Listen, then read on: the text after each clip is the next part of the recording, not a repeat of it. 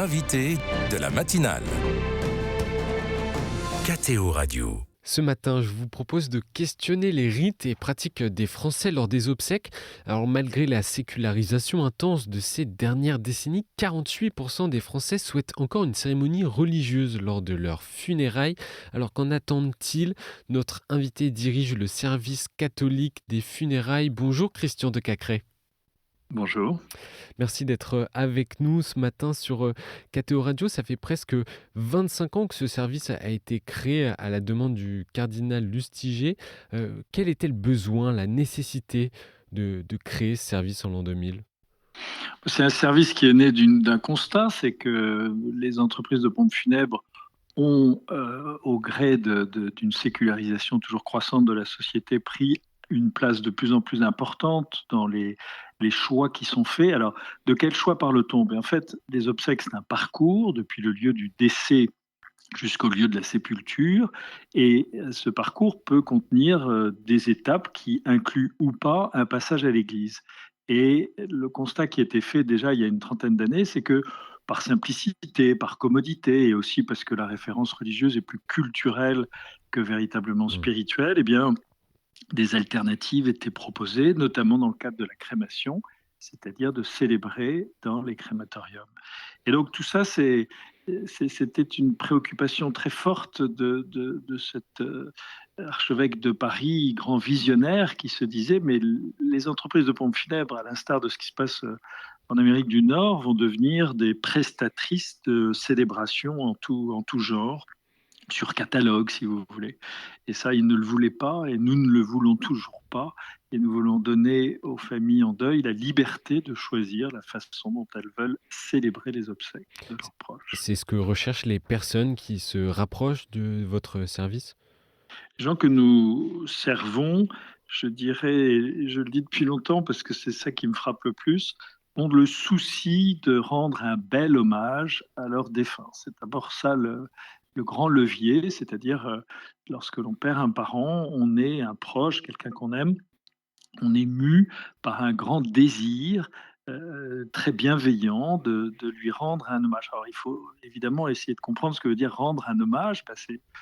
C'est un devoir, au fond, moral, humain et spirituel qui nous habite de mettre sur pied quelque chose qui soit beau, qui évoque sa vie. Cette dimension de la personnalisation est très importante aujourd'hui.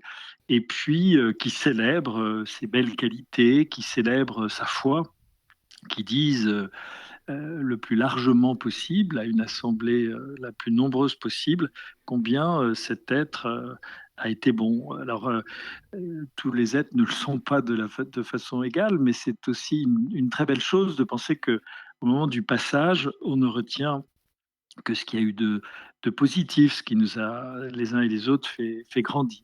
Voilà ce que cherchent ces familles, d'abord et avant tout.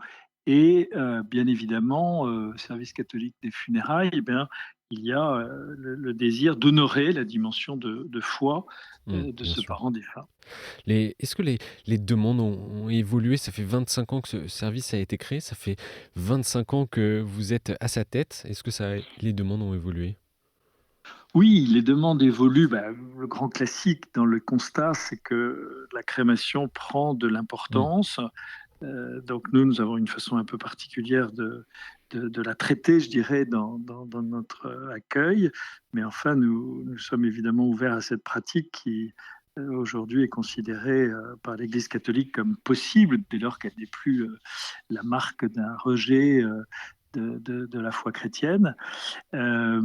Plus largement, je dirais que nous sommes, et la crise sanitaire y a contribué, dans une période où, je dirais d'une part que la question de la mort dans l'esprit des Français a évolué.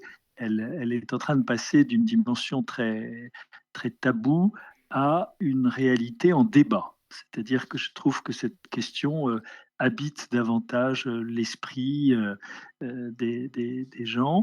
Et donc, nous voyons venir à nous des familles peut-être plus à même, en tout cas dans la période qui a précédé, qui est celle de la fin de vie, d'échanger sur le passage, d'oser évoquer avec la personne qui va partir cette réalité.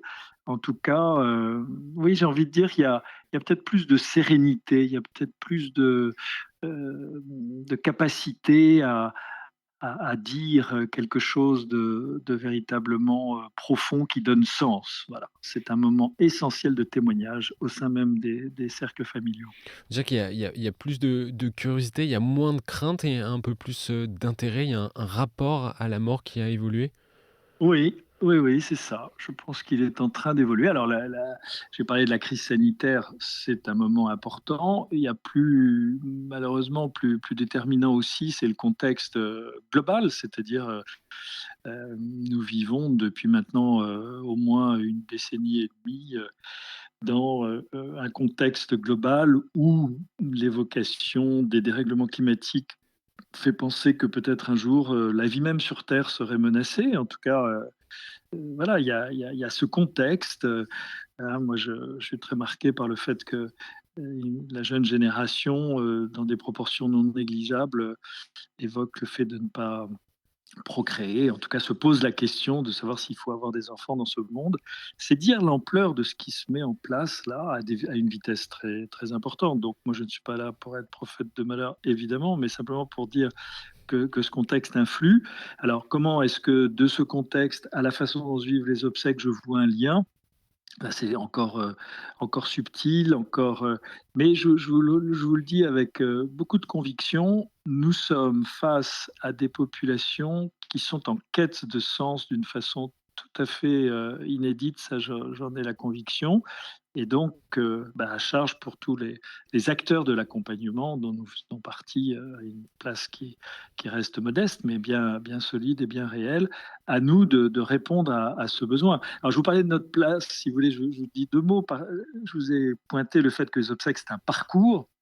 Donc, il y a 3 étapes, l'adieu au visage, le lieu de la célébration proprement dite et la dernière étape de la sépulture.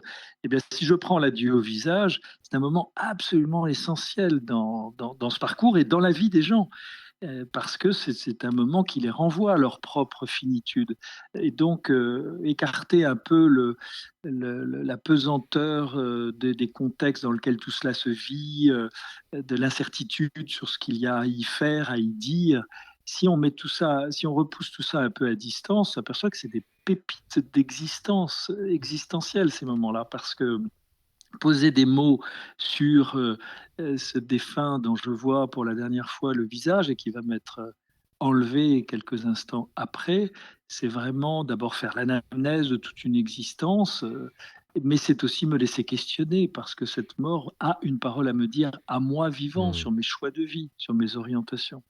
Je le répète, un Français sur 2 souhaite une cérémonie religieuse, mais sans, avoir, forcément de lien régulier avec l'Église. Qu'est-ce que cela a comme incidence dans les demandes faites pour les déroulements des funérailles? Alors, il faut bien pointer que la demande de célébration religieuse est plurielle. Donc, on n'est plus uniquement dans le modèle de la célébration paroissiale classique. On a dans cet ensemble des célébrations dans des chambres mortuaires des hôpitaux, dans des funérariums et dans des crématoriums, voire même simplement au cimetière. Donc, on a une pluralité et le dispositif pastoral de l'Église s'adapte à cette diversification des modes opératoires tout en préconisant comme étant ce qu'elle a de plus beau à proposer la célébration paroissiale. Mmh. Mais enfin, cette diversification a beaucoup de sens parce que elle dit que effectivement, pour certaines familles, un temps de prière, plus court, plus ramassé peut mieux convenir parce que, la proclamation de la foi, n'est pas simple, que les gens ont du mal à se laisser questionner. Donc il faut beaucoup de bienveillance, à l'égard de cette demande, mais je le dis sans pour autant renoncer à la célébration paroissiale comme étant ce qu'il y a de meilleur à proposer. Et des millions de Français, Christian de Cacré, vont se rendre dans les cimetières ce week-end et notamment samedi 2 novembre, jour, de prière pour les défunts. Ce temps de recueillement sur les tombes demeure vraiment une habitude encore ancrée chez les Français? elle le demeure. Alors, on sait bien que avec la pratique de la crémation et de la dispersion des cendres, la trace mémorielle va s'effacer pour un certain nombre de familles, mais enfin, tout cela n'est pas encore suffisamment significatif pour arrêter ce mouvement. C'est un mouvement physique d'ailleurs, parce qu'on se déplace. C'est un week-end où les gens vont beaucoup sur les lieux de la sépulture familiale, qui n'est pas forcément le lieu de leur vie quotidienne. Et il est bien qu'il en soit ainsi. Ce rituel du fleurissement, oui, c'est l'expression d'une espérance, c'est l'expression d'un besoin de se rassembler. Vous savez, tout ce qui contribue à générer du collectif dans cette société devenue très, très individualiste est bon. Donc, réjouissons-nous que la Toussaint reste un moment important de célébration de la mémoire de nos défunts. Et l'Église n'est pas en retard pour proposer des temps comme ça de mémoire et de célébration. C'est toute ce qu'on appelle la communion des saints qui est là convoquée, c'est-à-dire non seulement la beauté de l'existence de ceux qui sont partis, mais aussi le fait que dans l'ordre du deuil, nous sommes héritiers de ces qualités, que nous pouvons les intérioriser, qu'elles sont cet héritage spirituel que nous ont laissé nos défunts. Et je crois qu'on peut tous nommer la mémoire de telle ou telle personne que nous aimions et qui est décédée comme étant marquée par sa capacité à faire telle chose, à être tel individu. Et en disant ça, inconsciemment, en fait, nous sentons bien que c'est aussi une part de nous-mêmes. Voilà. Mmh. Nous vivons de nos défunts. Cette réalité-là aussi est très présente.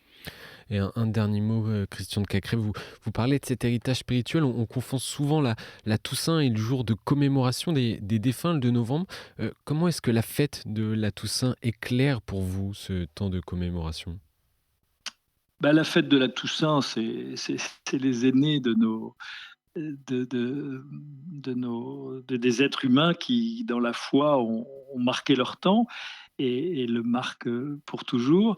Maintenant, il y a une expression absolument géniale du pape François, c'est la classe moyenne de la sainteté. J'adore cette expression parce que moi, je pense que dans cet ordre-là, bah, on a tous nos saints, j'allais dire nos saints moyens, Mmh. mais nos vrais saints, c'est-à-dire on a tous dans nos familles eu des parents, des gens qui nous ont vraiment marqués et dont nous nous sommes dit: «Bah, il y a un parcours de vie comme ça vaut de l'or». Ben voilà. Vous voyez, il y a peut-être le jour de la Toussaint où il y a les aînés, ceux qui brillent particulièrement, mais le lendemain, on va célébrer beaucoup d'autres saintetés, peut-être plus moyennes, mais ô combien marquantes pour nous faire grandir, nous, à notre tour. On se fait l'échelle dans la vie de la foi. C'est ça aussi, la vie est trépas, vie est mort, c'est je t'entraîne dans ce sillage, dans ce sillon de la croissance vers un plus, et vers Dieu. Merci Christian de Cacré d'être intervenu sur notre antenne en cette veille de la Toussaint pour parler des rites funéraires. Vous qui êtes, je le rappelle, directeur du service catholique des funérailles. Bon jeudi et puis bon temps de la Toussaint à vous. Merci, bonne journée.